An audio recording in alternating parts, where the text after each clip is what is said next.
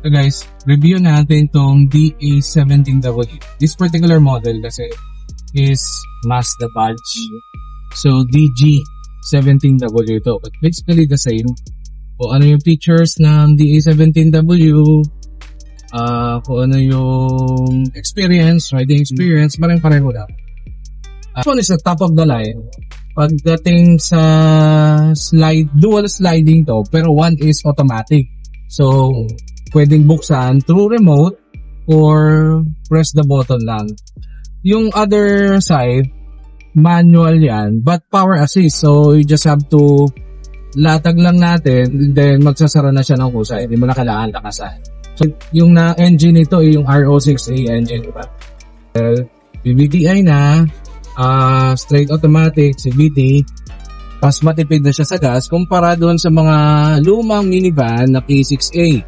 Kasi electronic throttle body na, maraming features that makes this more efficient than the older version, yung K6A version. Yung usually mga K6A, mga DA64, yan, sa pickup, sa drop side, mga DA63. So far, smooth yung riding niya, as we all know, pag mga ganitong minivan, speed niya, mga ganyan, mga 40 to 60, highway 60 to 80.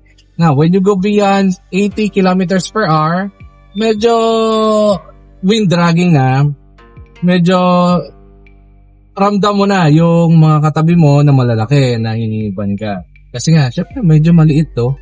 Same time, hindi naman talaga siya built for highway. Kayang-kaya. Nakarating na siya sa Baguio. Walang problema. Cannon Road yung dinaanan natin, medyo maulan pa noon. Kayang-kaya. But yung sa highway, medyo struggling siya. At lalo-lalo na pag may mga kasabay na malalaking bus, medyo nagsisway siya. Traffic, pero ang outside temperature natin is 29 degrees Celsius. But I doubt, medyo mas mainit pa sa 29 siguro to.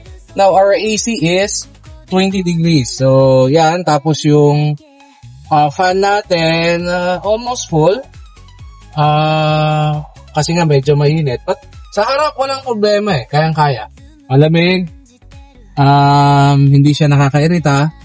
By the way, the tint that we put here, the ceramic tint na nilalagay natin.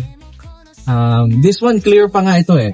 We use a clear tint for this para kitang-kita tayo pag nagda-drive. Kasi sayang naman yung pagpapuan. Okay, mga naman sa likod. Malamig naman. Yan, mukhang malamig naman. Kaya naman sa likod. But this one kasi, particular version na low roof ito. Mas efficient ang aircon niya than the higher roof. Kasi syempre mas malaki yung coverage na kailangan niya palamigin. This one mas mababa. Kaya mas abot yung aircon doon sa likod. Yung iba nilalagyan ng ng seat sa likod. Pero, again, for the registration, up to 5-seater lang ito. It's up to you kung gusto mo maglagay. But again, designed siya for 4 to 5-seaters lang. Kung lalagyan mo ng mas maraming tao, kaya naman, I think. Marami namang gumawa nun. But again, it's not designed for this. Pero kung lalagyan mo ng mabibigat na gamit, kaya naman. Mga maraming gamit sa likod. Malaki pa yung compartment. Kaibahan ng duo ng DA17W sa mga DA17V, usually ito, push start button, yung panel ng air condition niya, digital na din, hindi katulad ng sa V, knob pa. So, mas maganda to tignan. And of course, maraming features dito sa speedometer niya na kasama. Lane assist niya, parang ganyan. So, nantok tayo, katulog, babangga sa harap, pag-stop siya ng busa. Of course, we don't want that to happen, pero at least it's a good thing na merong ganyan. Mga DA17B, walang ganyan. Okay? So, basta DA17W, all-powered window na siya. Again, this particular unit is turbo version. It's good to have turbo version para kung halimbawa kinakailangan natin mas mabilis sa highway, kaya niya naman. I mean, it gives us that extra push, extra speed din. Sabi na iba, mas matipid daw si non-turbo. Well, I doubt. Pareho lang yan. It's just, ito, pagka medyo kailangan ng extra speed, bibigay ni turbo yan. Which, yung mga non-turbo, wala, no? Pero, usually naman, pagka mga city driving ka lang, kung minsan ka lang mag-highway, pwede na yung non-turbo.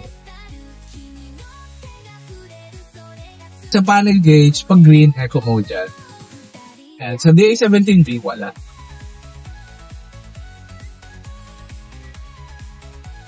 You can see, cruising at 50 km, 60 km per hour.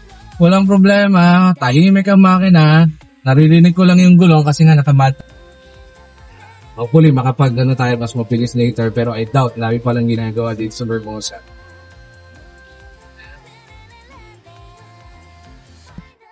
From 30 to 60.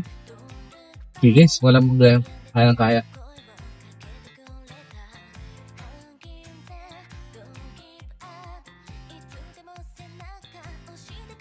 Dito sa Vermosa, lada rito. Tayo mag-picture. Para dun sa mas maliwanag, kita natin yung mga unit talaga.